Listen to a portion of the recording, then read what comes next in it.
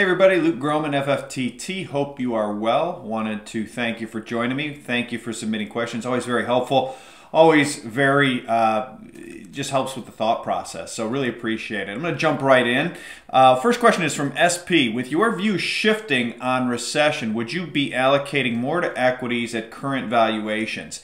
The short answer is yes. Of course, it's always dependent on time horizon. But when you look out, I think over the next 3 to 6 to 9 months, yes. You've got $8.8 trillion in cash and equivalents, according to the Wall Street Journal as of last week. You have still favorable sentiment on long-term U.S. Treasury bonds, long-term bonds in total. And the U.S. fiscal situation is acute right now, or certainly getting there. We measure that by true interest expense, entitlement pay-goes, plus gross interest as a percent of, that's true interest. Those two as a percent of receipts are nearing 100% again, which has been the mark in the sand where more dollar liquidity is supplied, where Treasury dysfunction rises. We were nearing that point in the third quarter of last year. Dollar liquidity increased. Ultimately, you need a secularly weaker dollar. You need more dollar liquidity secularly. We saw in 2020 and 2021 that the best way to boost tax receipts and lower Treasury issuance was to create an everything bubble, to inject dollar liquidity. So I think that lesson was learned.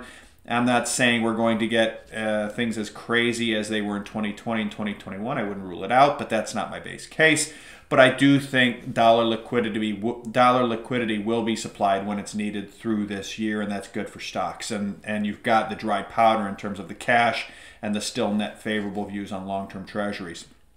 From SM, you recently said you don't think we will have a sustained recession. My takeaway was because the government can't afford it, so they will act aggressively to mitigate/stop any economic downturn. But unemployment has turned up slightly, and although they may fudge the job statistics, they can't fudge the tax collections. If unemployment begins to accelerate, like at the start of every typical recession, do they start lying about the unemployment numbers? So tax receipts and debt issuance are really the number to watch? Or what happens if this employment recession occurs?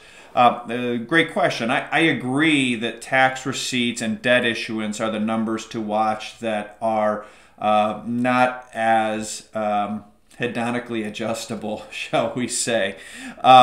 Also, keep in mind within the tax receipt numbers and the derivative issuance, Treasury issuance numbers, there's at least two levers, which is to say employment, kind of classic number of jobs, pay raises, hours worked, etc., but also stock prices.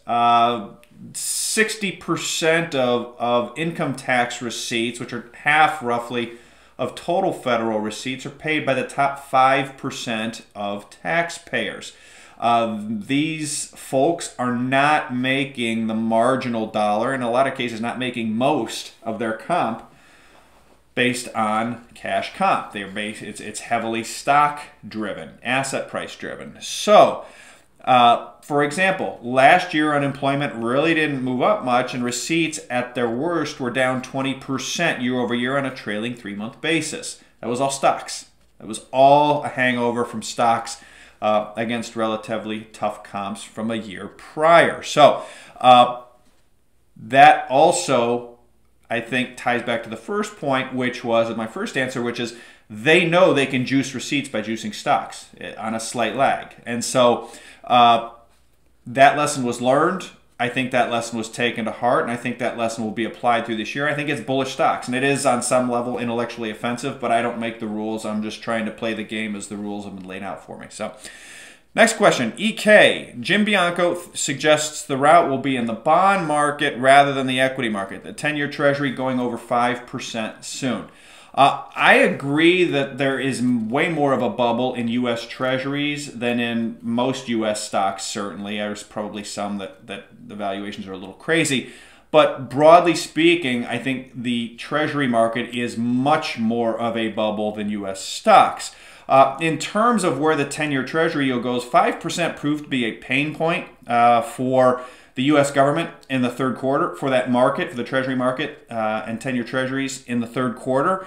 And so I'm not sure it gets all the way back to 5% before more dollar liquidity is added one way or another in response to rising Treasury market dysfunction one way or another. In the short run, rising yields, particularly when they are disorderly rising, that's bad for stocks as well as bonds, obviously.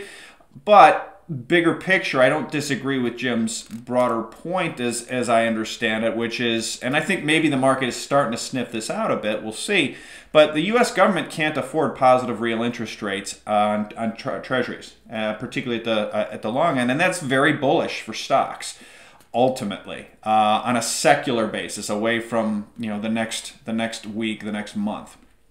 From TB. Can you steel man the bullish case for the U.S. economy and the U.S. dollar? They're two different steel cases. If the dollar goes up too much, and too much is a subjective number, if it goes up too much, it will crush the U.S. economy, it will crush the U.S. bond market, the Treasury market, stock market, and the global economy. A rising dollar, ultimately, in the presence of $13 trillion in offshore dollar-denominated debt, forces selling of dollar assets, $18 trillion net, $7.6 trillion in treasuries. Sell what you can, not necessarily what you want to. We saw this play out. Strong dollar in 3Q22, in 1Q23, in 3Q23. Dollar got too strong, and the treasury market, even in disinflation, particularly in 3Q, we were very disinflationary. Yes, the GDP numbers are going up, but inflation was coming down, and the bond market was really getting hit. And that's the spiral you go into. Dollar up, rates up, stocks down, receipts down, borrowing up, dollar up, rates up, wash, rinse, repeat, until either the dollar is weakened via more dollar liquidity supplied by Treasury or Fed, or the system comes unwound. And to be clear, Fed could have stood back and told all the banks after the Signature Valley and Silicon Valley, sell your treasuries. We told you to buy them for liquidity. Now here we are. Yeah, I know you're down 30%. Yeah, I know you're insolvent. And some of you, if you sell them down here, go raise equity. I know that's going to weigh on the equity market. So what? I know that might cause deposit runs. So what? That's what happens. It's very binary here. So unless once the dollar gets too strong, that process starts. And it is a non-linear process in terms of the speed. So far, every time that process has started over the last 15 years, and in particular, since the repo rate spike of 2019, the Fed has hopped to it with more dollar liquidity, or the Treasury has done same in the case of 3 and 4Q22 and into early 2023. That's the bull case on the dollar, is effectively the Fed stands aside and says, sell the Treasury. So that's a massive deleveraging. And to be clear, the most bullish case for the dollar is the global system completely collapsing. Your dollar could be at 200-300 and you're going to have supply chains breaking down globally. So it'll be very much a paradox. In terms of steel manning, the bullish case for for the U.S. economy, the U.S. is in fiscal dominance.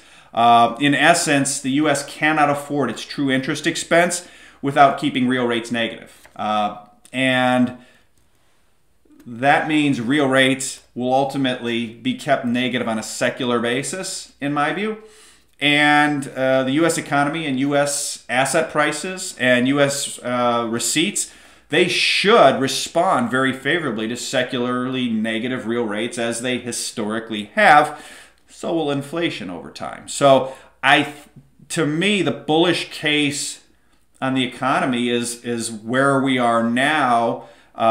It's a nominally bullish case. It's not necessarily bullish for real GDP, but it's bullish for nominal GDP, which is all that matters when you have a lot of debt. The bullish case for real GDP is some sort of productivity miracle, rolled out and commercialized pretty soon.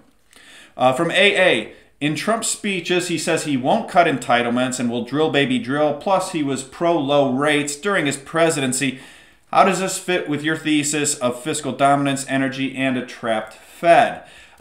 Perfectly, in my view. The essence of U.S. fiscal dominance is that the U.S. cannot afford true interest expense without negative real rates. They need to either cut entitlements, can't, defense, can't, or rates.